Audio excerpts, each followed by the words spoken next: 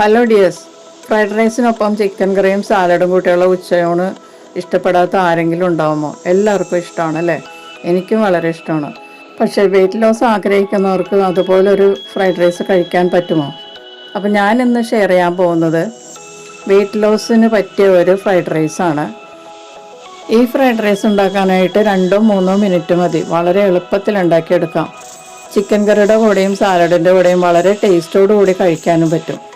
വളരെ ഹെൽത്തിയാണ്. എത്ര വേണേലും നമുക്കിത് കഴിക്കാം. അപ്പോൾ എല്ലാവർക്കും തണ്ടർ കിച്ചൺ റെസിപ്പീസിലോട്ട് സ്വാഗതം. ഞാൻ ഷൈനി. അപ്പോൾ നമുക്ക് വെയിറ്റ് ലോസ് ഫ്രൈഡ് റൈസ് ഉണ്ടാക്കാം. അതിനുവേണ്ടി ഒരു പാൻ ചൂടാക്കുക. അതിലേക്ക് 1 ടീസ്പൂൺ ഗീ ചേർക്കുക. വളരെ ലോ ഫ്ലെയിമിൽ കുറഞ്ഞ അളവിൽ ഗീ നമുക്ക് കുക്ക് ചെയ്ത് കഴിച്ചാൽ വളരെ നല്ലതാണ്. ഇതിലേക്ക് 2 ടീസ്പൂൺ ചോപ്പ് ചെയ്ത് ഗാർലിക് ചേർക്കുക. എന്നിട്ട് 2 മിനിറ്റ് ഒന്ന് വഴറ്റി കൊടുക്കുക. ഗീയിൽ കിടന്ന് ഗാർലിക്ക് നല്ലതുപോലെ ചൂടാകുമ്പോൾ നല്ലൊരു മണം വരും. ലോ ഫ്ലെയിമിൽ വേണം കുക്ക് ചെയ്യാൻ.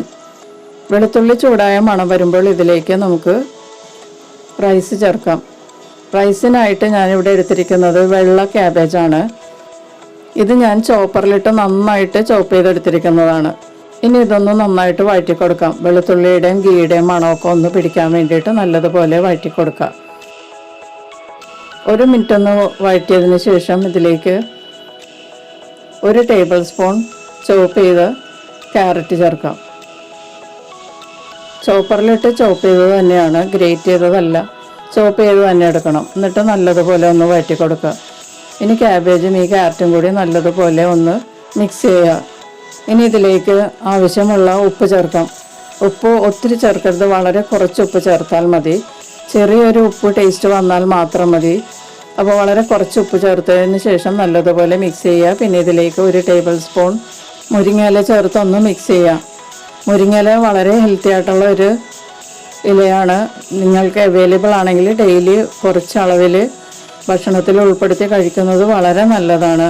കാൽഷ്യം ധാരാളം ഉണ്ട്. നമ്മളുടെ BP ഒക്കെ നോർമലാകും. അതുപോലെ തന്നെ നമ്മുടെ കൊളസ്ട്രോൾ കുറയാനും മുരിങ്ങയില നല്ലതാണ്. ഇനി ഇത് മൂടി വെച്ച് 2 മിനിറ്റ് ലോ ഫ്ലെയിമിൽ വേവിച്ചെടുക്കുക. 2 മിനിറ്റിന് ശേഷം തുറന്ന് ഒന്ന് മിക്സ് ചെയ്ത് കൊടുക്കാം. കൂടുതൽ വെന്ത് പോകരുത്. കൂടുതൽ വെന്താൽ ഇതിലെ വിറ്റമിൻസും മിനറൽസൊക്കെ നഷ്ടപ്പെടും.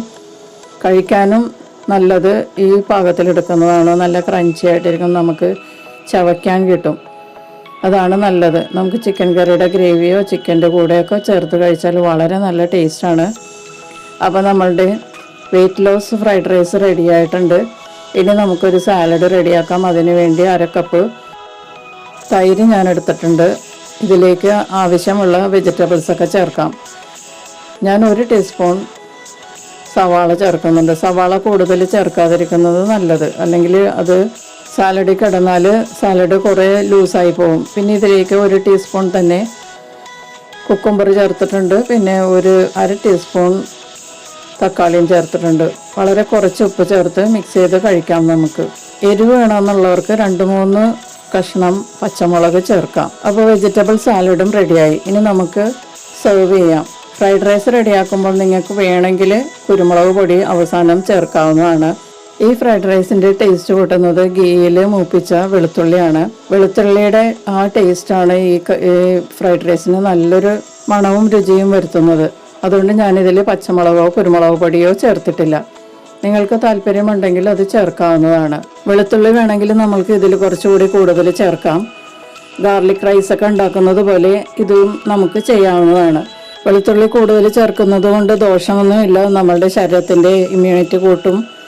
പിന്നെ നമ്മളുടെ BP നിയന്ത്രിക്കും, കൊളസ്ട്രോൾ നിയന്ത്രിക്കും. അതുപോലെ തന്നെ ക്യാൻസറിന് തടയാനുള്ള കഴിവും വെളുത്തുള്ളിക്കുണ്ട്. അപ്പോൾ ഇതൊക്കെ നമ്മളുടെ ഭക്ഷണത്തിൽ കൂടുതൽ ഉൾപ്പെടുത്തുക. അപ്പോൾ വളരെ ഹെൽത്തി ആയിട്ടുള്ള ഈ വെയിറ്റ് ലോസ് വീഡിയോ എല്ലാവർക്കും ഇഷ്ടപ്പെട്ടു എന്ന് വിചാരിക്കുന്നു. എല്ലാവരും ഒന്ന് ട്രൈ ചെയ്ത് നോക്കുക. നമുക്ക് മറ്റൊരു റെസിപ്പിയുമായിട്ട് വീണ്ടും കാണാം. Thank you.